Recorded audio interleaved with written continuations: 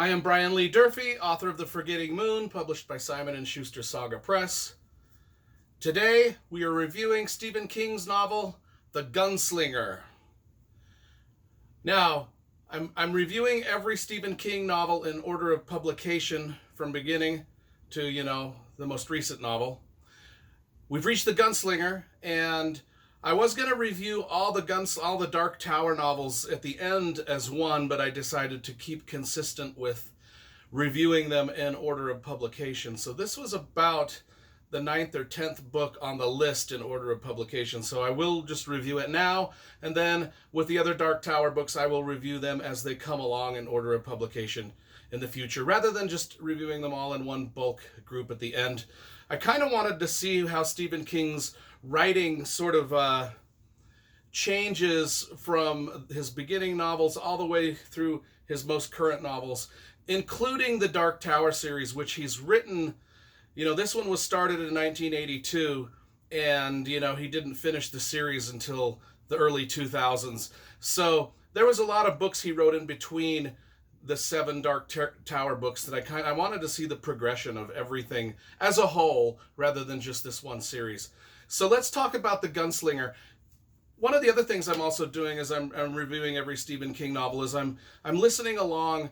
As I'm reading the book, I'm listening along to the audible.com version, because I enjoy the voice narrators, and I wanted to see how closely they narrate the book in comparison to what's actually in the written book, because I know sometimes words are missing and sentences can be missing and different phrases. But, for the most part, everything that these narrators have done has been spot on with the Stephen King books, with a few small, tiny exceptions. And, you can't always fault the narrator for that if there's a missing word or something, because maybe the digital download they were reading from did not have the complete whatever. The guy that read this for Audible.com was George Guidall. I think his name is George Guidall. He did a good job, and it seems to me like he's the narrator for the whole series. Although I'll find out as I go along. So let's just talk about The Gunslinger itself. It's a weird novel. It's a strange novel, especially when it did in Stephen King's career, when he was mostly known as a horror writer. Suddenly he throws in sort of this science fiction / horror / Western. I mean, it starts out really feeling with the feel of a Louis L'Amour Western novel, one of the greatest opening lines in, I think, literature. And I think it's probably one of Stephen King's greatest opening lines, if not his greatest opening line. It is, "The man in black fled across the desert, and the gunslinger followed." Hey, it got my attention. And I could see the widescreen moviescape, desert landscape, a Sergio Leone spaghetti western type thing with Clint Eastwood, and I could hear the Morricone soundtrack right behind it, mixed in with a little bit of the Beatles, because as we find out in The Gunslinger, it's kind of an alternate universe between this Western world and this sort of modern world, where a lot of our modern things and culture, kind of like the Beatles music, kind of creeps into this Western, which is part of its charm.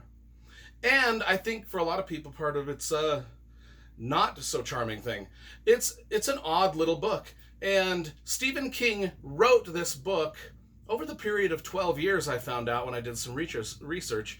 It was originally just 5 kind of stories that he took and melded together to create this Gunslinger novel. It's one of his shorter novels. It's not that long, and but it's five small stories kind of fused together in one to create the Gunslinger.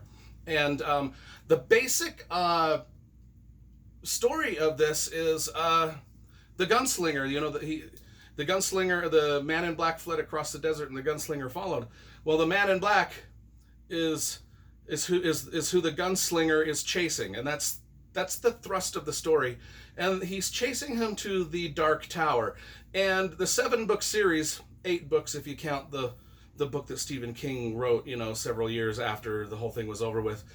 The 8-book series, the Dark Tower, it's Roland trying, the gunslinger, whose name is Roland Dischain, by the way, or Roland of Gilead. He's the gunslinger, and he's chasing the man in black. He's got this quest burning in the back of his mind to find the Dark Tower. And it's set in this alternate Western landscape universe that's got a lot of parallels to our own universe. And in the later books, all those parallels sort of come together and fall apart and become really weird and bizarre, because this is a bizarre little book to begin with, and it gets a whole lot more bizarre in the novels that follow. I think that's I think it's Stephen King's. A lot of people don't like the series. They like Stephen King's standalone novels. This large, huge Dark Tower series, not a lot of Stephen King fans have not read it. It just seems too daunting, too out there, too far out, too trippy, and it is. It's all of those things. It's certainly not my favorite of Stephen King's works, although I think it's fantastic, and I think there are genius parts of it. The Gunslinger, the first one, Roland Deschain chasing the gunslinger across the desert. That's the basic plot. Roland meets a lot of different characters along the way, mainly Jake Chambers, who is a young boy from our own world who's sort of been transported into the Gunslinger Western world. And Roland finds out that Jake Chambers died in his previous world and has been sort of resurrected in this new one. And he's sort of a talisman to help Roland find the Man in Black and the Dark Tower as we move on throughout the books. A lot of the stuff is not set up all that particularly clearly in the Gunslinger. You have to read the other books that follow to really get into the meat of the story. And this is kind of like The Hobbit is to the Lord of the Rings. The Gunslinger is to the Dark Tower series as a whole. It's sort of it's like a prologue, really. It's like a prologue the size of a novel. And I think that's what turns a lot of people can't get through this. I've read it probably a handful of times. I've read it, I read the version that Stephen King originally wrote back in 1982. I didn't read it in 1982. I probably read it in the 90s or something. But then he kind of, in 2003, I think he did he did an expanded author's version of The Stand. Stephen King did like an expanded author's version of The Gunslinger, which is the one I've got in my hand here, which is the hardcover up here. So I don't remember a lot of the changes or expansions he made. I'm sure those you can Google. I don't do spoilers in the show. I do vague plots and just sort of talk about either my enthusiasm or non-enthusiasm for the book as a whole. I'm mildly enthusiastic about this book because I love Westerns. I've read every Louis L'Amour novel there is, and I think that Stephen King, for the most part, captures sort of that flavor of the Old West mixed with sort of a lot of science fiction and weird monsters and weird language. They speak this language of Gilead is what it's called. The old language of Gilead or something like that. And they speak that, and there's a lot of oddities to the language that you kind of has to get used to in the story. Another reason why people don't like the book as much as his other things. Although I like this, and let's be fair, a lot of people like this. I'm not trying to bag on the book. I mean, generally, I really liked this.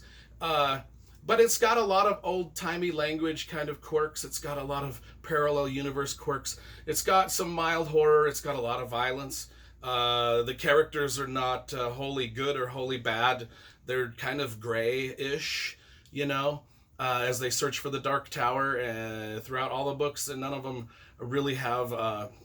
they kind of got moral codes, but they're a little bit offbeat moral codes, but anyway, I like the book, The Dark Tower. It is book one in the Gunslinger is book one of the Dark Tower series. I think it's a semi-solid starting point. I do think that the future books are way better than this one, just as I thought The Lord of the Rings was way better than The Hobbit, but I still love The Hobbit. Let's give this one.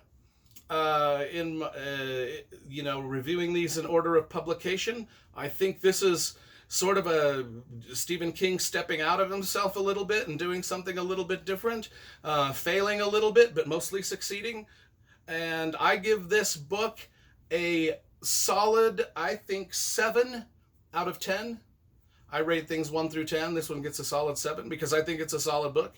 Shorter than I like. The other books in the series are longer and much more interesting, and I will be reviewing them down the road as they come out in the publication order of all of Stephen King's books.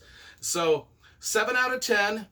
And before I leave, as you know, I dedicate every novel I write to Stephen King, Motley Crue, and the Oakland Raiders, because those were the 3 most important things to me when I was growing up as a kid. So they get a shout out in every book I write, and I end every video with that. So go out and get The Gunslinger by Stephen King and enjoy it, and then go ahead and carry on with the rest of the Dark Tower series. It is well worth your time.